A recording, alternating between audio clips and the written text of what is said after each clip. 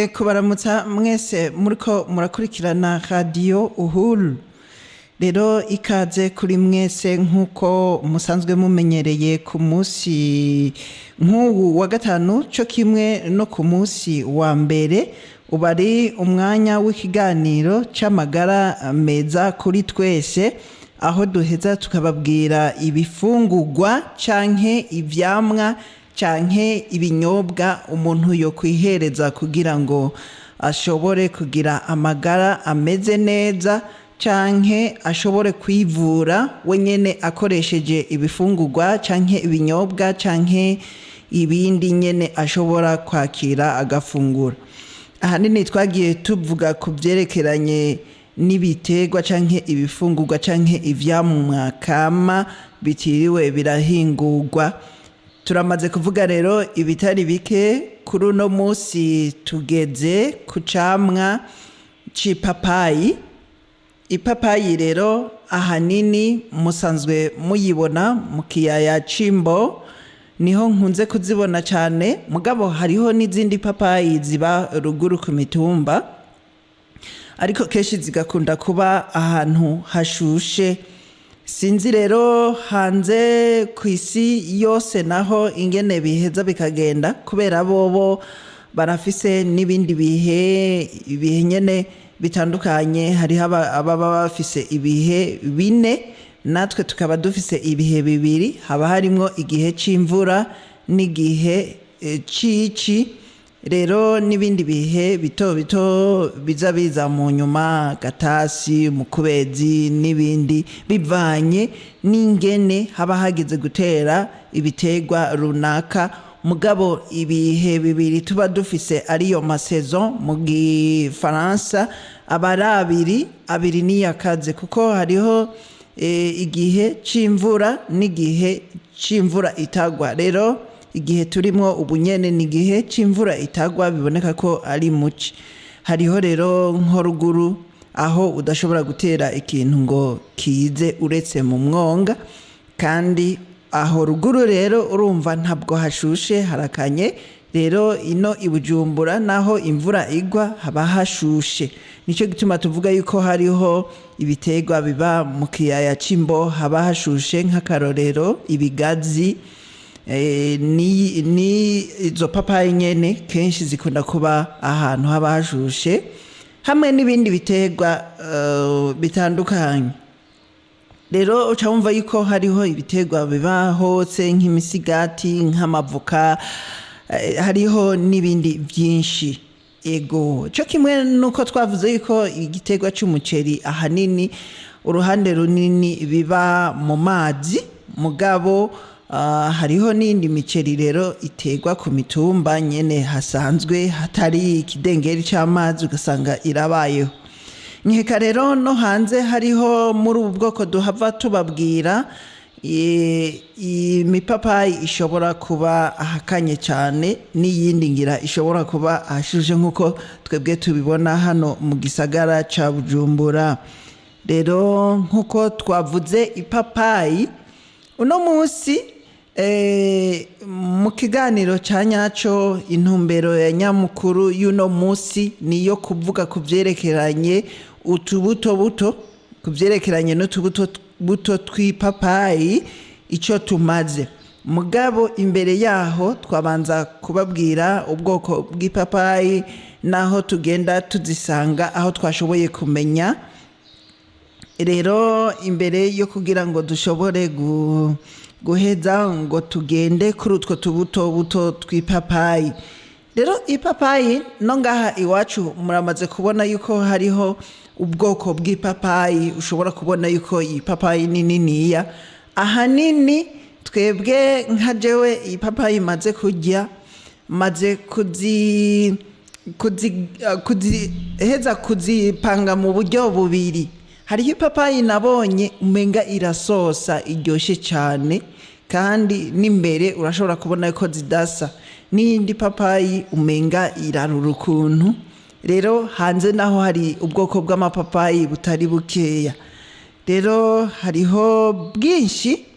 Rero buri papayi yose ibifise ukungene iba imeze, ukungene ibisa, kwaba ukungene ingana, kwaba ukungene iteye. Hariho ipapayi ziburungushiye zigomba kwiburungushura nka kwa kundi twababwira pasteke, ikongera ikaba ntoya, hakongera hakaba n'ipapayi niniya igomba kuba nka oval kujya kwirigi, ariko ikaba ari niniya cyane. Murumva zirafise ubwoko, bigaca bivana n'ingene umubiri wazo uba ari munini. Ni nka kujya kwivoka, ivoka ushobora gusanga risongoye cyangwa ugasanga ririburungushuye, cyangwa ugasanga ririmwo akabuto gatoya kajya k'indani, cyangwa rikaba ririmwo urubuto runiniya. Niko bimeze burya n'abantu nuko bameze, uretse abarundi gusa. Ngombye kuvuga mu birabure nabo nyene ukunda gusanga ruko nyene, ab'inzobe, abarebare, abagufiya, n'abazungu nuko nyene. Kandi niko n'imigwi y'amaraso yabo itandukanye, niko n'ingene bitwara baba bameze, naho bo baba bavuka kumwe canke bavukiye rimwe, biragoye gusanga abasa. Rero n'ubwoko bw'ipapayi nuko bumeze. Hariho ubwoko bwitwa solo, hariho ubwoko bwitwa sunrise, hariho ubwoko bwitwa sunset, hariho ubwoko bwitwa formosa, hariho n'ubwoko bita maradol. Rero tugiye turavuga kimwe kimwe, birahakwa gusa mugabo bitandukanira ku rushato rw'inyuma, ku rukoba rw'inyuma cyo kimwe n'imbere, ingene usanga ipapayi iryoshe, canke n'ingene usanga ifise umusoso muniniya, canke ugasanga ifise umubiri mutoya canke umusoso. Iyi rero papayi yitwa solo ni ipapayi zisanzwe ziboneka canke zatanguye kuba ziboneka mu bihugu vya Hawaii. Zikaba ari papayi usanga ari ntonto, zifise taye ntonto, hanyuma zigasa na orange, kandi zikaba zisosa cyane. Ipapayi igira kabiri ni ipapayi yitwa sunrise. Iyi sunrise nayo nyene ifise origine canke aho ikomoka, aho baba baratanguye kuyibona mu bihe vya mbere muri Hawaii nyene, ni mu gihugu ca Hawaii. Ikaba igira umubiri nawo nyene ugomba gusa na orange kandi ukagomba gusa n'agahama, hanyuma ikagira urukoba inyuma uyiravye urwatsi rubisi ruvanganye n'umuhondo. Murazi nino i Bujumbura ipapayi yahiye yuko usanga isa n'umuhondo, ahandi rero usanga isa n'urwatsi rubisi ruvanganye n'umuhondo, uca wumva yuko atari umuhondo uzize cyane. Hakongera hakaba n'ipapayi yitwa sunset. Iyi sunset ni ipapayi nayo nyene ifise inyama, kajya k'indani kagomba gusa n'iroza, hanyuma ikagira urupande rw'inyuma rusa n'umuhondo. Iyi papayi ya formosa nayo nyene igomba kumera uko nyene, ariko yoyo iramenyerewe, iboneka henshi. Rero iboneka mu bihugu byinshi cyane. Iyo baca bavuga yuko ifise variete populaire, iri ahantu hatari haki. Rero gacha tubona indani ifise umubiri wa rouge ugomba gusa na orange. Murumva ntabwo iba ujya mubiri tujya ijya ntuze ijya nyama tujya y'ipapayi indani, ntabwo isa na orange cyane, ahubwo igomba gusa n'agahama, iri hagati y'agahama na orange, ikongera ikagira inyuma hasa n'umuhondo. Hariho iyi papayi yitwa maradol, nayo ifise inkomoko muri Mexique. Rero nayo ikaba ifise urukoba rusa n'urwatsi, biboneka yuko idaheza ngo ibenje iyo ihiye. Rero hakaba na papayi yitwa golden. Iyi papayi yitwa golden ikaba ari ntoya, nayo nyene ikaba isosa cyane nk'ipapayi ya kera. Rero ikaba ifise urukoba rw'inyuma rusa n'umuhondo, umuhondo uba ugomba gusa n'inzahabu, ni jaune doré. Rero ikaba ifise inyama ijya y'indani tujya igomba gusa na orange izize. Rero hakaba n'ayandi mavariyete canke ubundi ayandi mabara y'amapapayi nk'ayo bita karimoza canke kapo solo canke yitwa wainamaro. Rero amapapayi rero agashobora kuba ashobora kuba atondekwa mu buryo butangaje nk'aya mapapayi yo muri Hawaii usanga sosa kandi akaba afise urukoba rwa orange. Hakaba n'ayandi ari Mexicaine ava muri Mexique nayo akaba asa neza, akaba afise n'urukoba rw'agahama canke rugomba kuba na orange. Ibi rero twagiye tubibona nibyo byanditswe n'uwitwa Melissa. Rero tugarutse ku bumaro rero budasanzwe, reka tugaruke rero kuri ka kamaro ka za mbuto ziheza zikava mu ipapayi. Rero nkuko turiko turabiganira ku kamaro k'imbuto z'ipapayi, akamaro rero k'imbuto z'ipapayi mu buzima bw'umuntu ni mu gihe benshi iyo tumaze kurya ipapayi tutibuka kubika n'utubuto twazo. Rero ku tubuto tw'ipapayi niho rero tugomba tugerageze. Nejo rero mu gitondo ni wafungura ipapayi ukaba uriko urayifungurira mu rugo, ntuzute imbuto zayo, ahubwo uzuzanikire uzibika ahantu kuko hazogera igihe uzikenera. Yamara burya imbuto z'ipapayi zirifitiye akamaro kanini mu mubiri wacu. Gusa mu gihe ipapayi ubwayo iraryoshe ndetse n'utubuto twayo, ntugire ngo ni kurya imbuto zayo gusa. Burya nabyo biraryoshe, mugabo imbuto ntabwo ziheza ngo ziryohe nk'inyama y'ipapayi. Imbuto ahubwo ziragomba kuba nyene zimeze nk'umuti, n'umuti muri rusange. Zifisemo rero akantu ko kurura, nkuko twababwiye ko zitaryoshe nk'inyama nyene irya papayi nyene turya. Urazi ko ukurako urukoba rwo hejuru hanyuma tukarya nyene inyama y'indani nka kurya turya ivoka, hanyuma utubuto tugakuramwo tugata. Mugabo menya kuva uno munsi yuko utarukwiye guta utubuto tw'ipapayi. Rero ivyo tukagenda tubikora buri igihe cyose tuba dushaka kurya ipapayi nk'umuti, twategerezwa kuba tworya n'utwo tubuto. Ariko ntituturya uko, turaza kubabwira ingene duhingurwa. Murumva uranikira, hanyuma ugaheza zirya mbuto zarumye, hanyuma ukazisya ukazigira gafu. Rero nkuko twababwiye ko imbuto z'ipapayi burya ntabwo zisosa, ahubwo turarura. Iyo ugize nk'umuti, ifu riba rimeze nk'umuti, ya miti muhora mwumva iki muhora mubona ku masoko n'ibindi. Ariko ntimutangare, muramaze kubona ibirungo bijya bya curcuma canke n'ubundi bwoko bw'ibirungo muhora mubona ko babisya bakabigira agafu, hanyuma bakabishira mu ndya bakabigira ibirungo. Burya rero n'intuze n'ipapayi, agafu k'ipapayi wakira gake ukaja urashira mu ndya. Gusa kararura, urumva ntutegerezwa kugira kenshi. Ugize kenshi biraheza bikumvikana mu ndya yuko wabishizemo. Ubundi wogira gakeya kugira ngo ntikumvikane ngo ibyo kurya bibihe birure, bitegerezwa kujamo. Turaza kubabwira impamvu mwategereza gukoresha utu tubuto tw'ipapayi kugira ngo mu nda canke umubiri ugire ibyo duhava tubabwira. Muri iyi nkuru rero tugiye kubabwira bimwe mu byiza byo kurya imbuto z'ipapayi.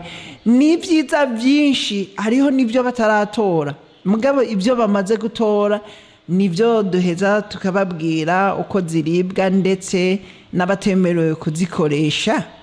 Murazi yuko hariho no kwa muganga hariho imiti itagenda ikoreshwa n'abavyeyi bibungenze canke bakavuga yuko ibi binini kanaka bidategezwa kuba byohabwa umudamu yonsa, canke umwana kugera ku myaka kanaka yuko bino binini atabijya, canke hakaba hariho ibinini byagenewe abana batoya. Nawe ucuvyumva yuko ibigenewe abana batoya bidahura n'ibigenewe n'abantu bakuze. Muramaze kubona ku binyobwa bimwe bimwe wagomba hera kuri za energy n'ibindi, muramaze kubona yuko energy itemererwa kunyobwa n'umudamu yibungenze, cyo kimwe n'umwana mutoya ntiyemererwa kuyinywa n'izindi. Rero nonga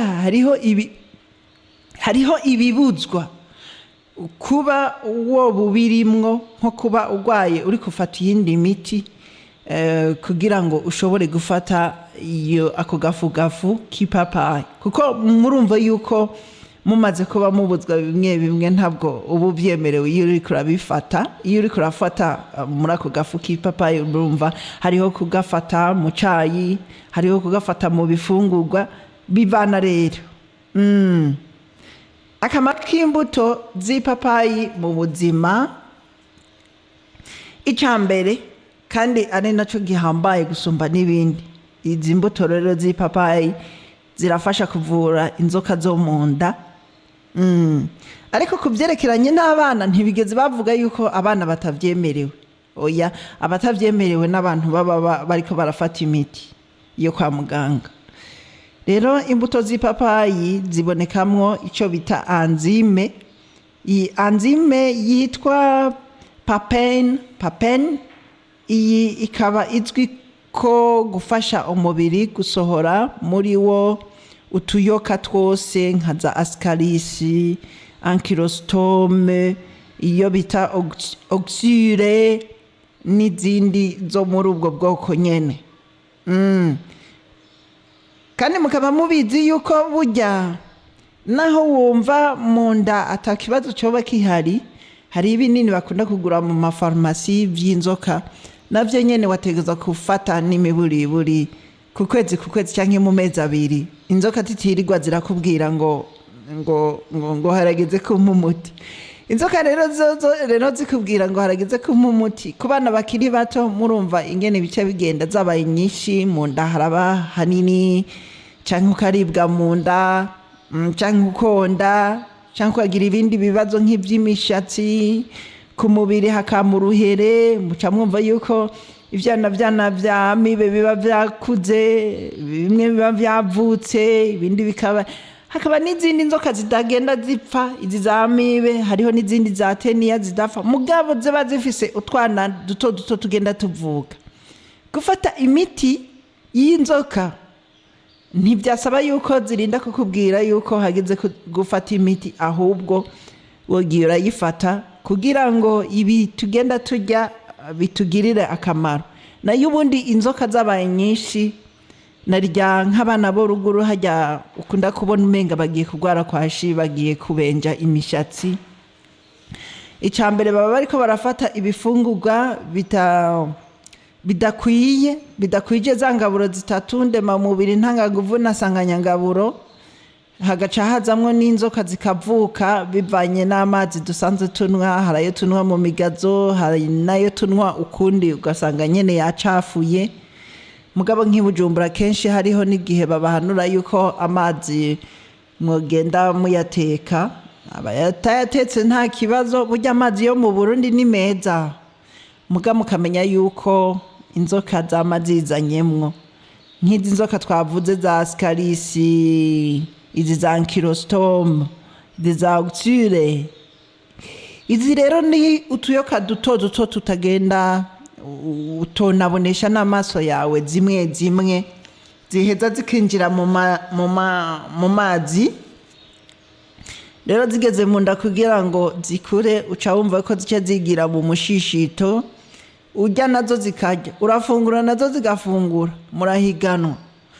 Rero ariko umaze kunwa imiti, izo nzoka ntonto izo zigenda zivanga mu byo uri kurafungura, zikaba arizo zijya nawe ukaba uri gihomvyi, ariwe wariye, ariwe wirondereye, nazo zikaza zikarya. Uca wumva rero yuko iyo wihereje imiti zirapfa, hanyuma ibyo wafunguye bigaheza bikagira akamaro, hakaba kuronka amaraso, kubyibuha, kumera neza, imishatsi ikamera neza. nayo ubundi inzoka arizo zihaye ikibanza kinini mu mubiri wawe zica zigirane bica bituma mu nda utamererwa neza, ukonda, ukanamba, imishatsi biki, hakanakuviramwo na ya ngwara yo kubyimba amatama, benshi bakubwira ngo ni kwa shiorukol, ariko rimwe rimwe murumva ko bituruka kuba umuntu yasamaye, hakaba kwica izo nzoka, hakaba no kwivuna inzara. Inzara ni ingwara, n'izo nzoka ni ingwara. Umwana rero amaze gushikirwa n'izo ngwara zibiri, urumva ntaho ntiyoba no gukura, ntiyoba gikuze. Ugasanga ibihimba bimwe biciye bifatwa, bya bindi by'amagufa, kubura amavitamine, kubura n'ibyunyunyu.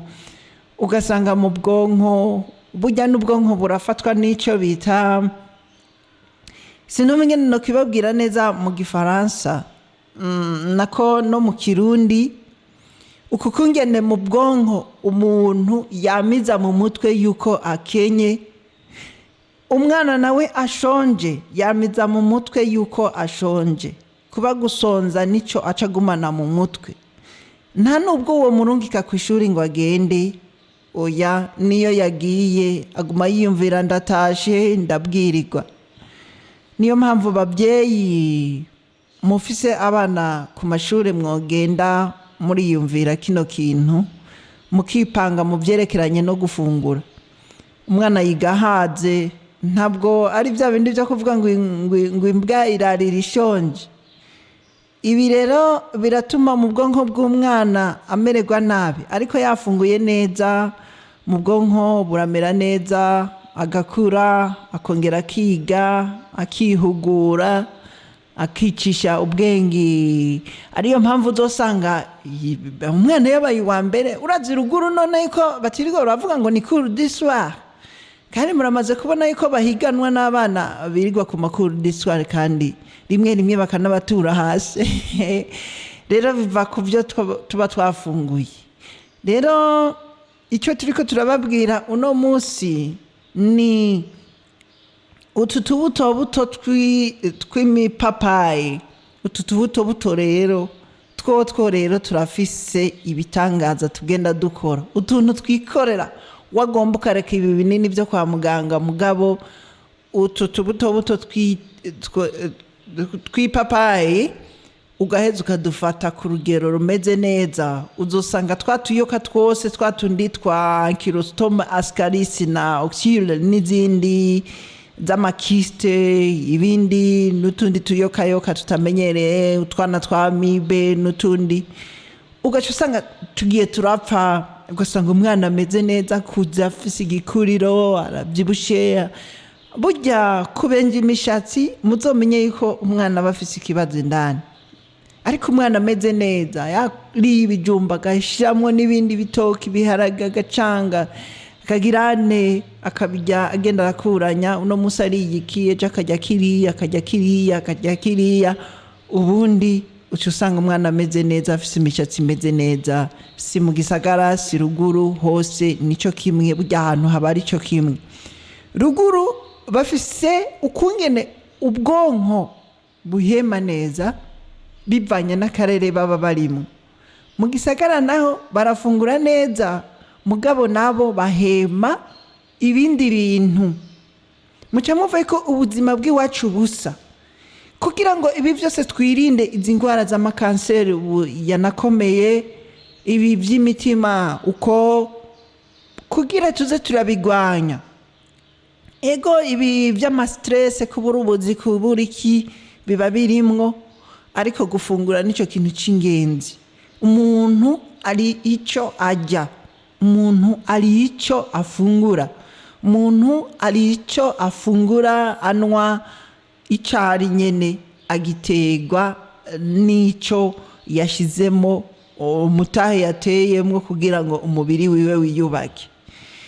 Niyo mpamvu abantu benshi muri iki gihe baheza bakihereza bimwe kuko babuze ibyo babona biri biri spare nk'inzoga zimwe zimwe bakazibura hanyuma bagaca bihereza izo babonye.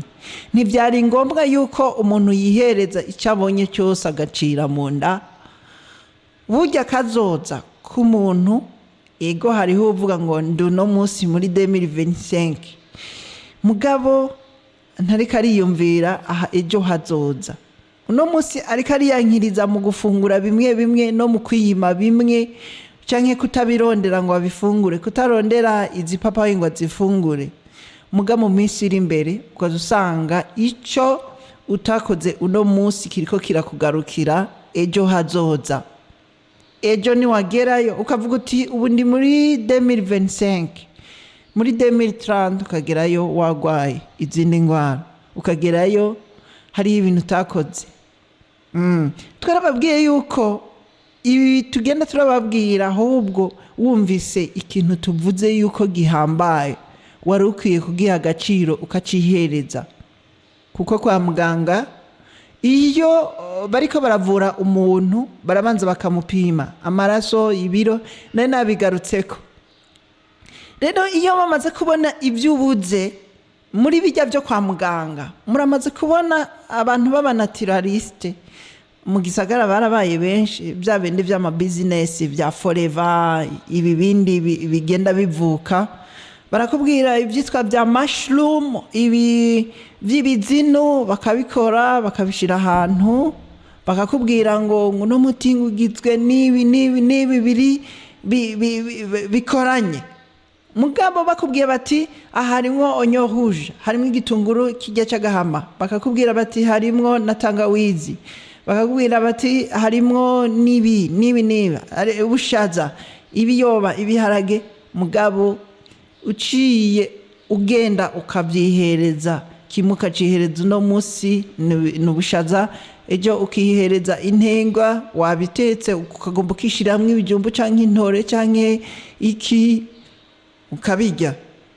Nta na hamwe ibi bazogenda bakubwira muzohurira, kuko ubifata biri kama bikiva mu murima. Mugabo ahandi barinda kuja kubicisha mu ruganda, ntumenya igituma isukari irimwo. Hari n'igihe bakubesha ngo nta sukari irimwo, mugabo ukisanga usanze bashize mu gakiya kugira ngo bisose. Rero ariko icyo turiko turakubwira ni ibi: kunywa inzoga nyinshi igihe kinini biratuma iki wibaza haba inzoga kuzinwa cyane, wibaza bigenda gute? Hankirika iki kiza imbere, hankirika igitigu ari wo mwijima. Umwijima nyene canke igitigu kikavyimba kandi kikagumaguma. Sinzi ko muravyumva, bavuze ngo igitigu cyavyimvye kandi ngo kimeze nk'ibuyebuye. Cyangwa wibaza ari ibintu witeye. Icyo gihe uri nka muganga woca umubwira uti none wewe ko wanyoye raba wifire rero, ko wanyoye ni ukuvuga by'imyambiro bigaca bigenda bigasumba umubiri wawe.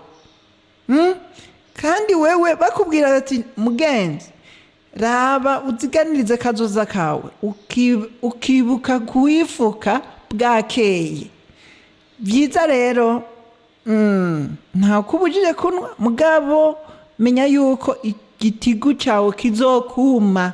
Kandi igitigu kimaze kuva canke kigakomera kikaba nkibuye, urumva ntikiba kikibaye igitigu kiyungurura ibyo cyategezwa kuyungurura. Murazi ko gifasha muri ibi byigubwa ibi by'umushishito bija mu mushishito. Igitigu nicyo kirungika amantuzeye menshi, utuntu tw'utuzi tugenda mu bifungurwa kugira ngo bishobore kuzabira birahoka n'ubundi canke bive mu icyo bivamwo, bivemo amaraso, iki oxygene yinjire neza mu gitigu, mu mahaha, mu mafyigo, mu mutima, mu bwenge, mu ki byose igitigu kibifisemo uruhara. Mugo ugasanga uriko wicisha ibintu by'inzoga n'ibindi, ucumenga abantu ntibakikunda.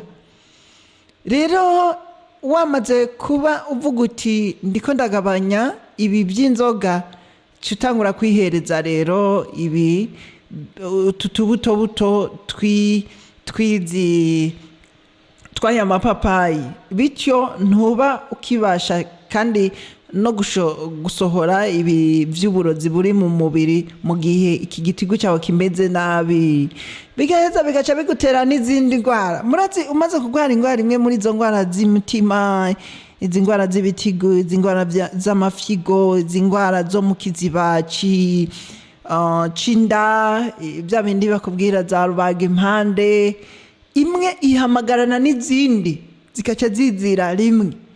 Iyo ziziriye rimwe muganga aragerageza ngo agomba avuriye ya yindi gacikura, yavuriye yindi gacikura, mugakoza wumva ngo reka tumubage mu mushishito hajemwe ibibyimba reka tubibage. Umuntu burya bamaze kumubaga, wumva buri muntu wese bamaze kumubaga mu mushishito biba bigoye kugira ngo asubire kuba umuntu normal, asubire kuja muri siporo akine abe umuntu hamye. Rero buri kimwe mu kunywa inzoga nyinshi cyangwa mu kunywa ibindi bakubwira bibujijwe nk'itabi, murazi itabi ko ryankiriza amahaha, mubanze mwiyumvire muti mbega ninagwara hajya ngwaye nk'ubundi umupapa nije mutwe w'urugo, ninagwara ninde azoca asumira gwaruka, ninde azoca asumira abana? None nk'ubu ugaca usanga nka madamu wawe ntakora akazi, mugo ugaca usanga ibyo bintu uragira uhitamwo, babyita nako babyita kuhitamwo nyene kunwa basi.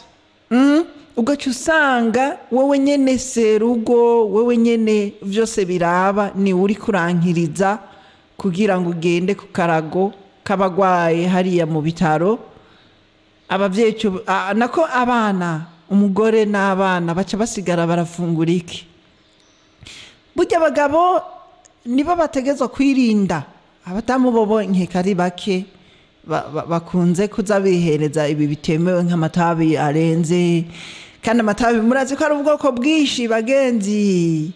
Uku rero mugenda mwiyankiriza, ukuntu abantu bagenda biyankiriza iyo bagwaye niho bahindukira bakavuga bati mbe hajya nabigize gute ko bambwira ndabihebe sindabyemere, none ubu ngeze ku karago ulala. Rero imbuto z'ipapayi rero tangura uzihereze, hanyuma ibi byo kwankiriza igitigu cyawe ubigabanye, bibaye ngombwa ubihebe. Hariho kugabanya, bibaye ngombwa ubihebe kuko umuryango niwuza ukagirirwa ibibazo, ukagira ibibazo. Rero uwo mwijima urongera ugasubirana ubushobozi mu gihe utanguye gufata izi mbuto z'ipapayi. Twababwiye ko muzisya, ntabwo bazihekenya, wozimira oya bagira agafu rero ukagashira mu mazi canke ukagashira mu ndya, bivana nuko uba wiyumvira kubikoresha. Ufata utubuto 10 ukadusya, ugaca uvanga n'ikiyiko c'umutobe w'indimu, nuko ukabishira mu kirahuri c'amazi ugaca winwera. Ibi rero bikora 2 ku munsi mu gihe ubuzi ico uri kurashaka gushikako, uca ubigira 2 ku munsi. Hanyuma gusa niba hakiri imiti uri gufata nk'uko nabikubwiye wahawe na muganga na dogiteri kubera ikibazo runaka ufise, mbere yuko ukoresha ako gafu k'ipapayi urabanza ukagenda ukagisha inama dogiteri, mbe dogite mbanze mpebe ino miti canke ndayimare hanyuma mfate zino papayi. Ubundi hariho igihe ubifatira rimwe ukibaza ngo niho ugomba ukire, akaba ariho uviramwo gupfa. Rero ntukiyahuze ibi uri kurafata umuti wo kwa muganga, ugombye gufata uyundi wo mu Kirundi. Urumva ko ari umuti wo mu Kirundi, ako gafu ubanza kubaza ingene vyogenda. Hari igihe akubwira ati ivyo ndabizi bimeze neza, agenda wifatira. Mugabo akubwiye ati bireke kugira ntivyankirize ibindi vyogenda neza. Rero uno munsi ndashaka yuko mwebwe muriko murakurikirana ino samirizi uhuru yuko muheza mukaza gutelefona kugira twumve yuko turi kumwe. Burya buri muntu wese ntiyategeza kuyaga yirorera, murabizi namwe. Rero nimba uriko urankurikirana uragerageza utelefone nta kibazo, tuza kuba turiko turagukurikira turaheza nimba ari kibazo. Ego ikiganiro murabona ko kigeze hagati, rero mube muri kazanura kutuinite ni 66 83 30 ndasubiramwo uratelefona 66 83 30. Rero twariko turavuga yuko ufata utubuto 10 ukadusya hanyuma ukavanga n'ikiyiko c'umutobe w'indimu, nuko ukabishira mu kirahuri c'amazi ukihereza n'imiburiburi ukavyihereza kabiri. Uca wumva ko ari mu gitondo canke ku murango canke mw'ijoro. Vyiza rero woraba wihereje mu gitondo, nimba uri muhira mw'ijoro ukagira, nimba ari kabiri ukagira igice cy'umunsi ku gice, nimba ari 12 zo mu gitondo ugaca winanata n'imiburiburi saa moya. Munwanyi alo yagiye rero ugaca wihereza amasaha 6 kuri 6 basi. Hanyuma uyundi alo wi alo namahoro neza, ninde tuvugana, ari hehe? Ni Venice. Venice ari hehe? Alo Uriko wivura iki? Uburiko wivura ingwara twagiye turavuga, zya nzoka zindi zigenda zivanga mu bifungurwa wihereza, za ankylostome, za ascaris, za oxyre, zirya zindi uri kurafungura uca usanga umenga nizo wahaye. Kandi izi mbuto ziravura n'ibindi tudasanzwe tumenyereye. Ego mugize neza. Yego. Atubajije ati zivura iki? Izi mbuto rero z'amapapayi ntabwo zivura ibi gusa, ziratuma n'umubiri w'umuntu umererwa neza. Twavuze yuko hariho ubuyoka buto buto bugenda buvyagwa n'izi za teniya, za amibe, kuko rega nazo ziravyara. Yundi alo amahoro neza. Amahoro cyane. Ego ninde tuvugana? Nandi Arcade mu Masare. Ego mu Masare. Nagire ndababaze, none uwo muti uravura inzoka neza cyane? Niko ndavuga ingene muheza mukabifata. Ego cyane. Urazivura neza? Sawa. Ego murakoze namwe. Niko ndababwira yuko burya nari namye ndababwira yuko burya umuntu atategerezwa gufata imiti y'inzoka ngo nuko yundi alo ndi Venice ngaro. Ego Venice. Ndababaze. Kumva nimwe havuze ati hariho ingwara ziba babwira ati ubise umukenyezi bumvenze ntayifata. Ego. Rero kubana uwo muti birarekuwe kubibaha nkuko mwabivuze? Birarekuwe kuko mu maroshe nagize ntabwo bigeze bavuga ko umwana atoyifata. Mugabo cha wumva yuko aba badamu bagenda baba bafise imbanyi. Boza barabigabanya kuko hari igihe ufata umuti ufise imbanyi gacikoroka. Mugabo urumva nk'abana wobaha hajya gafu ntiwobaha ukonye izo mbuto 10. Erega n'ubundi izo mbuto 10 umera nk'uzisya. nayo ubundi uzishyizeho uko nyine ntizofata urasya n'agafu byoba byiza rero ako gafu mugateguye ari kenshi mutirirwa murasya buri munsi na devye rero numvise numvise ko woca uzirose wozisya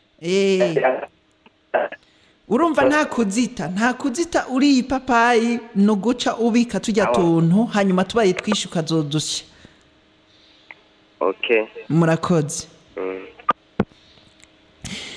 ego tweko turababwira nimba ariho ucumviriza iradiyo twababwiye yuko izi mbuto z'ipapayi twatanguriye ku bwoko bw'amapapayi turababwira ko ari ubwoko bwinshi hari ipapayi zisosa izisa n'agahama n'izindi ariko uno munsi turi ko dushimikira ku mbuto z'ipapayi yuko zivura bimwe bidasanzwe rero ahanini twababwiye ko zivura cyane cyane mu nda mu mushishito murumva iyo bigarukira ni mu mushishito aho hantu haba hari utukoko twinshi iyo ufunguye twose tuza dushaka ibyo wafunguye bikarangira ari two tuziririye ugasanga umuntu yaranamvye yaragizene mugabo ubundi wifunguriye atanzoka nyinshi ufise mu nda biraheza bikakugirira neza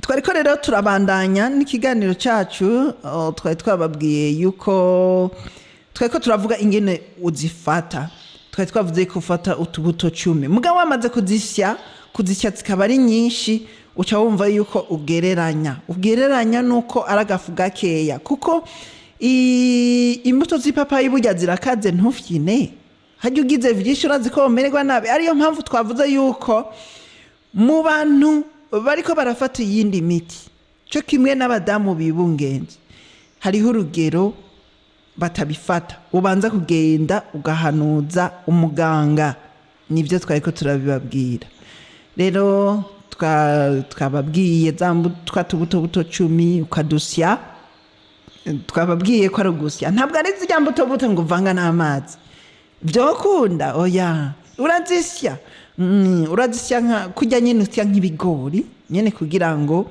bifatane neza n'amazi ubundi ho twavuze ko ucushira mu mutobe w'indimu mu kiyiko hanyuma ukabisya wabiseye ugaca wihereza ukinywera tukaca tuvuga n'imiburi buri kabiri ku munsi ugaca ubifata mu gihe cy'ukwezi erega urashobora no kurenza ukwezi none erega hariho igihe ufata imiti utagwaye kugira ngo inzoka ntabwo wategezwa gufata imiti yazo ngo nuko ugwaye ego ntibyasaba yuko urinda kugwara gusa nimba hari imiti uri gufata nabivuze yuko wo hanuza umuganga akakubwira inama kugwanya rero si inzoka gusa twababwiye ko ari mikrobi zindi hariho ama mikrobe kujya kuntu umuntu agenda yihereza uragiye kwibarabara uraguze umuhwi ukakubitamwo jewe nije nakurikiranye ndiko ndaraba kuri video imwe Allo mahoro neza bajya twabatse none yani zo muri papayi ko muvuga ngo ko tuzi ko indimu umuntu aziriye iminsi zondesha yani ntumva uko umuntu yokoresha igikombe oya si igikombe nakayiko kujya mutobe w'indimu ntabwo ukoresha twinshi tubara tuno dukeya urumva urakanye indimu ugaca ukoresha urumva ikiyiko ugaca ushiramwo ikiyiko c'indimu c'umutobe w'indimu ugaca uvanga nako gafu ugaca umira ni nk'umuturiye ni nk'ikindi nuriye ntabwo ari ibintu byinshi sawa okay ubundi mu kwezi ntuheza ngo wonde mu kwezi kumwe sawa ego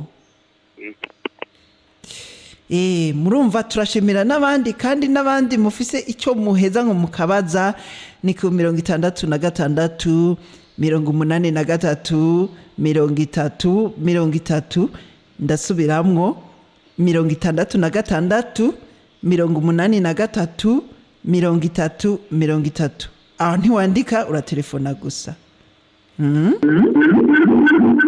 Hello wokwegera inyuma y'akaradiyo Allo? egera inyuma y'akaradiyo. Ego. Ego ninde tuvugana? Ni Arsene Ibuhayira Rugura President. Ego. None. Iyo ako gafu ntushiramo. Ego nibaza yuko ushobora kugaruka ntitwamenye ikibazo ko kivuga neza. Twari ko turababwira inimero ko nariko ndasubiramwo ni 66 83 30 reka twakire uyundi. Allo oui. Tibiko birakunda mugabo murashobora gukomeza mwikazanura. Ubushakashatsi rero bunyuranye bwagaragaje ko izi mbuto uyundi. Allo wokwegera inyuma y'akaradiyo. Hacewe narimaze iminsi nkoresha ibintu by'imbuto. Byiki? Imbuto. Z'ipapayi. Ariko z'ipapayi. Ego. Ariko mugabo rero nazikoresha mu byo guhekenya. Noneho umuntu ahekenya hari ikibazo. Nimba zikuryohera uhekenya ahubwo komeza. Kuko ndabizi ko imbuto z'ipapayi ntiziryoshe. Ariyo mpamvu bagira ko ukoresha dukeya wewe uzihekenya komeza ahubwo nivyo sawa. Mugabo urumva ko bazisya hanyuma bakavanga n'indimu niho bikora neza. Uzugerageze n'ico kindi cyo kuvangana n'akadimu mu gafu. Urumva ko bica bigira impact nziza igenda neza gusumba ngira kuzihekenya. Sindaraba kuzihekenya naho ico babivuga ko. Ego. Uzogerageze mu mpande zose naho urabe. Ego. Kwigisha neza. Ego. Ego twari turavuga yuko ubushakashatsi bunyuranye bwagaragaje yuko izi mbuto zifisemwo ubushobozi bwo kwica utumikrobe twitwa E. coli. Allo. Amahoro neza. Mahoro. Eko ndumvise ico kiganiro mureko muravuga ibyo kwihereza by'umubiri. Ego. Bega none iyo fu y'ipapayi umuntu yogira ikiyiko kimwe canke ibiyiko bibiri agashira mwako gatobe k'ikiyiko c'indimu.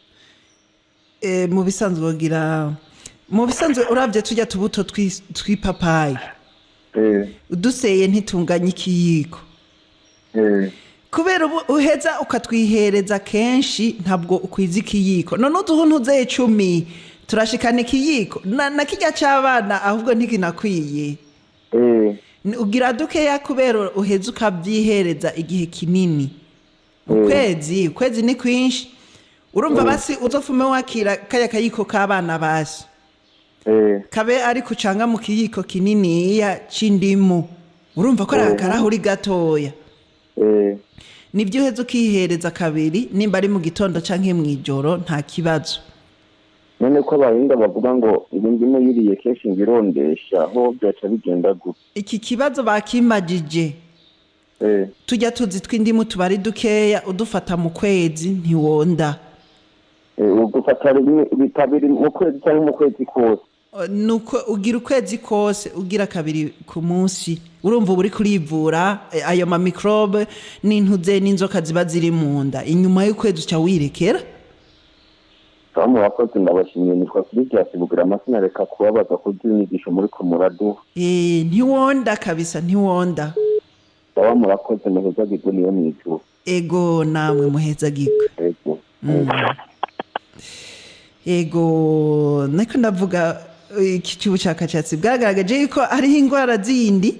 Ubwa mbere twababwiye za Ascaris turabwira izi za Tenia. Hari yindi ngwara yitwa E. coli ni mu bwoko bw'intuze. Allo.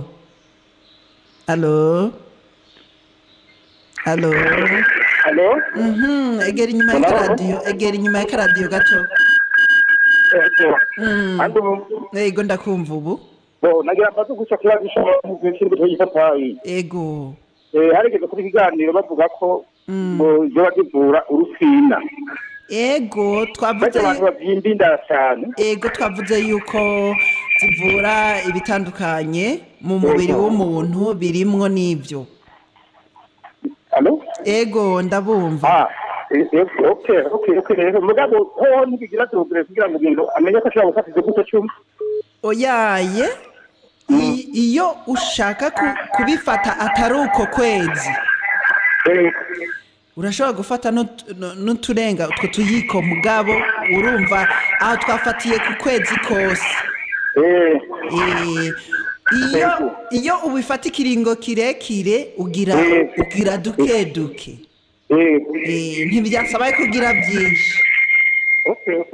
Ego twavuze rero ni ubuntu bw'ubukoko hariho ubwitwa E. coli, salmonella, hariho staphylococcus n'izindi bagiteri. Hariho bagiteri hakaba n'inzoka utuntu babonera muri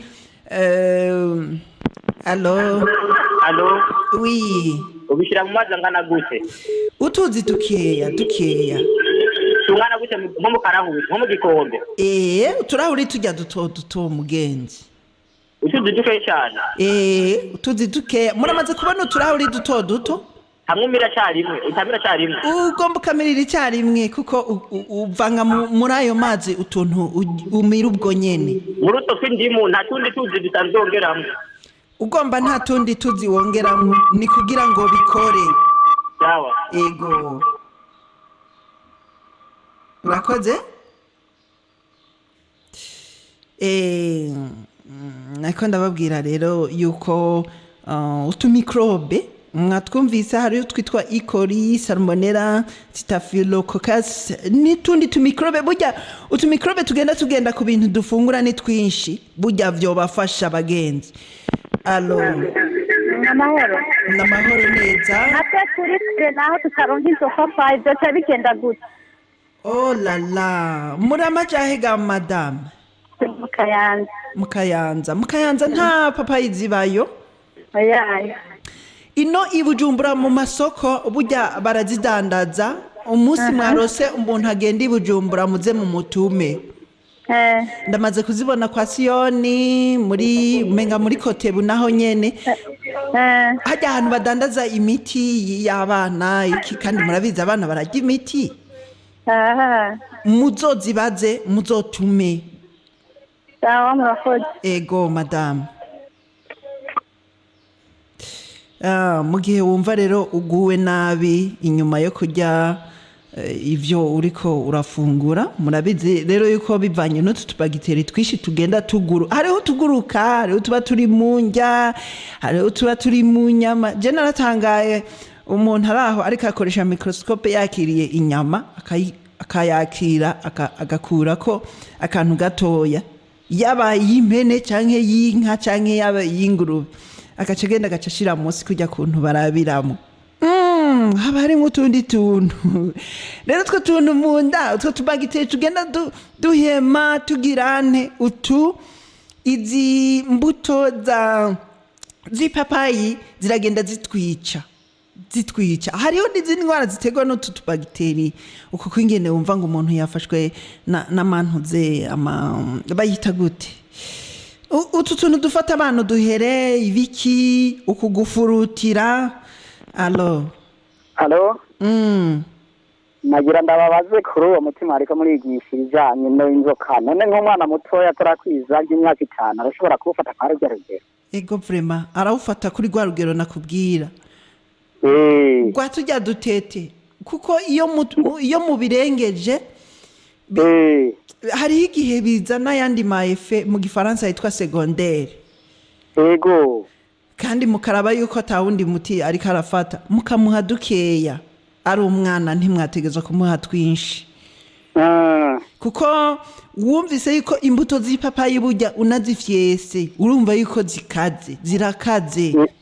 Ego ntiwumvise yuko umuntu ariko afata iyindi miti atozifata.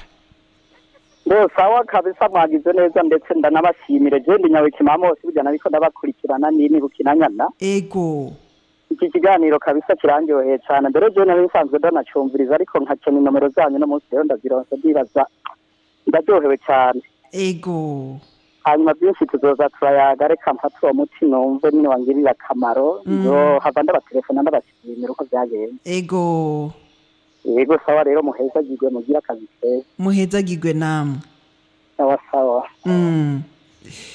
rero hariho n'abandi bagiye bavuga kuri ibi byerekeranye n'utubuto 10 hariho n'abandi bipanga kwa kwipanga wumvise mu Kayanza ko nta nizo babona ariko ibujumbura barazibona cyane hashushe za Cibitoke barazibona Rumonge Rutana gutya ahantu hashushe kuko intuze zirahaba izipapayi urasya agafu wagomba kagira kenshi muko kazogenda wumva yuko hoba akagafu koba kangana na twatubuto 10 ukagira ku kayiko nyene ukumva yuko ari dukeya hanyuma ugacuvanga n'akaji ucamva ko ari nk'indimu imwe none indimu imwe ntoya hagira avamwo ibiyiko birenga kimwe oya nakayiko kamwe indimu burya ukanyoye amazi original ntarenza ikiyiko kimwe ni nk'indimu imwe abandi bambajije gushira mu mazi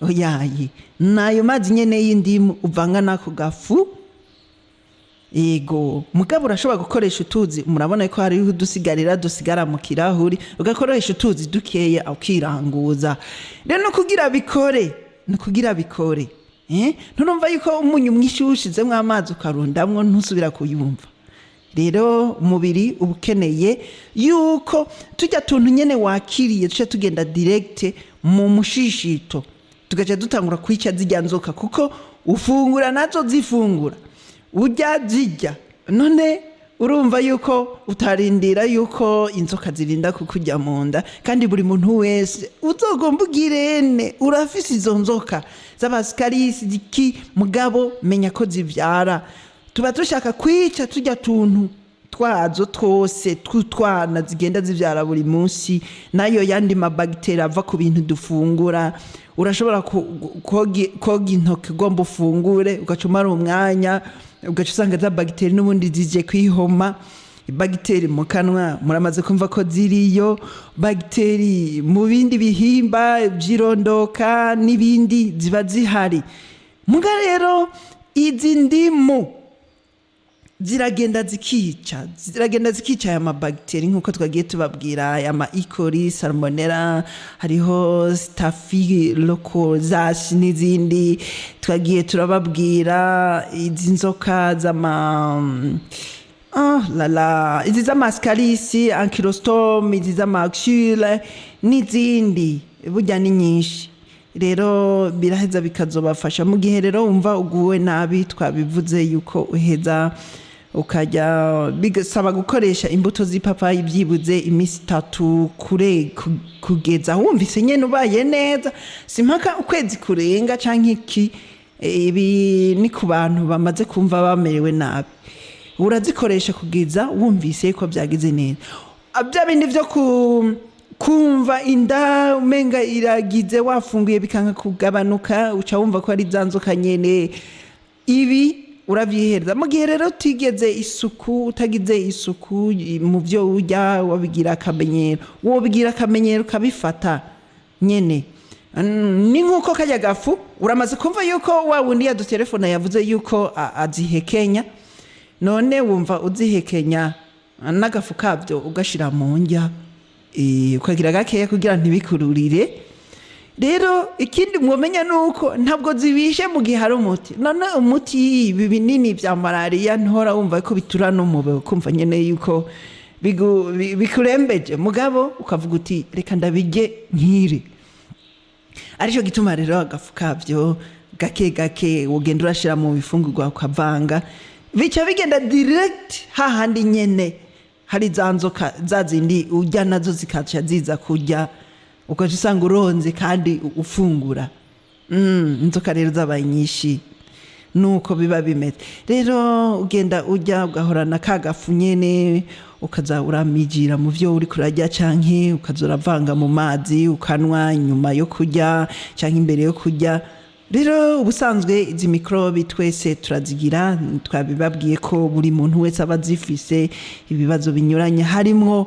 n'umunaniro kuko ngena abantu bagenda bananiga ugasanga ingufu zacitse akakubwira nta ngorane jewe numva mfise ariko menya yuko indani haba hari ikintu kigutera umunaniro kigutuma utagubwa neza kigutuma wumva umengura ibigura intege nta ntege ufise gutyo niba rero ushaka kurwanya izo mikorobe zose twagiye turababwira genda ukoresha imbuto nshasha zidashaje ariko kungene iyo fu boyidandaza ugasanga niyo mu mwaka uheze muri 2024 murumva abantu babishora yuko nabo bategerezwa kugendera kugiye nta muntu yategerezwa gushora ikintu cyataye igihe nico gituma imiti kwa muganga canke ibi binyobwa bagenda gitaye igihe bakibonye baca bagita rero genda mukoreshe imbuto nshasha mukazanikira fata ipapayi yige ifise akamaro nayo ifise ibindi ikora ibi by'amavitamine ibiki nitwiriwe turabivuga kubera twari twisunze akagafu nyene niko twariko kuri uno munsi hanyuma ipapaye yindi tuzobabwira duhere ku mababi burya ipapaye ni ikintu gikomeye cyane uretse igiti c'ipapayi kitagira ico kimaze umviriza amababi y'ipapayi arafise akamaro hanyuma utubuto turafise akamaro ipapayi ya nyayo nka kujya kwivoka iki irafise akamaro murumva ntaco guta uretse kiya giti cyayo nabijya biri kwa amababi nivyo byo guta rero ndabona yuko umwanya uri kuragenda ku bantu rero bagwaye diabete bahora na stress bagira ibibazo cyo kuba amafigo yabo atagishobora asana yankiritse murumva yuko aba atagishobora kuba yayungurura ibyo yategeza kuyungurura bityo nibagende barafata ututuntu bagenzi urumva igitego kitaba kikiyungurura imyanda cumenya yuko byakomeye rero nimba hari ikindi kibazo wumva woba ufise kuvyerekeranye n'ivyo canke atacu ufise burya buri muntu wese yategezwa kwikingira ataronegwa gufasha rero igogorwa muri ibi mwumvise ko byose bigenda mu mushishito ni muri rusange haba harimo amaproteine n'ibindi hariho ibindi bintu bagenda barya nk'inyama amagi ibi la mata ibi biza bizana amantuzeye ibi biguma mu mubiri w'umuntu biteba gusohoka uciye wihereza izi mbuto z'intuzeye akagafu k'ipapayi biragufasha cyane kugira ngo binyaruke guhoka muca mwumva rero yuko ubyihereza nta kwa kundi ko kuvuga ngo urafise inda yagumye ibyimbye gutya oya urumva ni ibintu by'akamaro cyane rero naho ikiganiro reka twakira uno muntu baje alo umurwayi wa diyabete yaremerewe kurya ipapayi ego arabyemerewe ahubwo biramufasha cyane nta kibazo bitera mugabo twababwiye ko muheza mugafata ku rugero ruto kugira ntimurenze urugero akayiko gatoya kagafu kakajana n'akayiko gatoya kintuze aya nabajije ipapayi kurya ipapayi kurya ipapayi nta ngorane kuri buri muntu wese ipapayi arayemerewe ufite igisukari kweli ujya dukeya ntabwo urya ipapayi yose urayisangira n'abandi kubera hariho byinshi izana ego murakoze rero ikiganiro twovuga ntitwoheza turabona yuko umwanya w'ikiganiro usa n'uriko urahera rero reka tube turabashimira nkeka tuzobigaruka ko kubera tugomba murumvise ko batubajije abagwayi ba diabete kuvyerekeranye n'irya nyama nyene kujya bafungura ipapayi nta kintu na kimwe bitwaye n'igifungurwa mu bindi mugabo rimwe mwumvise yuko iyo umaze kuba urwaye ntabwo ufungura ikintu ngo ukirangize nyine ngo kubita ipapayi yose wowe urarya agapande hanyuma ugahereza ko n'abandi wanyuma aro yego ni nyawe kimamo wose nyine nagarutse umwe w'ukinanyana nagira ndababaze rero mu gihe umuntu yoba ariko arafatira umuti mutubwiye bimwe mu byo dufungura by'ibiribwa n'ibyo umuntu yokwirinda mu gihe yoba ariko arafatira uwo muti byo bijyaye ikibazo n'icyo mu bifungurwa dusanzwe dufungura nta na kimwe kibujijwe yego gushiramwo mu mboga hoya urumva kaba kameze nk'intuze nk'akaryosha njya nka za kirikuma cyangwa nk'ikirungo n'ikirungo mu bindi yego ni ukuvuga rero nk'agafu umuntu yakaronse naho yoba yaronse nk'akanyama bakagategura akamemera ahubwo bica biryoha murakoze cyane bica biryoha mu bifungurwa nta ngorane n'imwe ihari n'umudamu yibungenza arabijya sawa ikibazo ni ukubinwa byonyine yego kandi no mu njya ntabwo mushyiramo umurengera mushyiramo duke muhezagirwe murakoze cyane ego sawa uyu munywanyi rero niwe abaye uwa nyuma ku bagiye batubaza rero mwari kumwe na Ndikuriyo Merance naje kino kiganiro ndagikunda cyane kuko biratuma menya ibitari bike turagenda tukarondera tukagira ubushakashatsi hari ibyo dusanga byaranditswe n'abanyarwanda tukabitora mu kirundi hariho n'ibindi duheza tugatora mu gifaransa hanyuma tugaheza tukabitegura tugaheza tukabibabwira rero uyabajije ikibazo c'ipapayi reka ubukurikira hazoba ari kuwa mbere tuzoheze duce tugenda ku ipapayi twarababwiye ko amababi yoyo twari tumaze kuyavuga ko yuko mu cyayi canke ikindi gihe biravura cyane nabyo nyine tuzobigaruka ko murumva yuko bifise akamaro kadasanzwe hanyuma turabashimiye cyane ikiganiro twarengeje ko iminota 6 baratwihanganira muratwihanganira nukubera cyari cyaryoshye hanyuma Imana ibahezagire mwari kumwe na Ndikuriyo Merance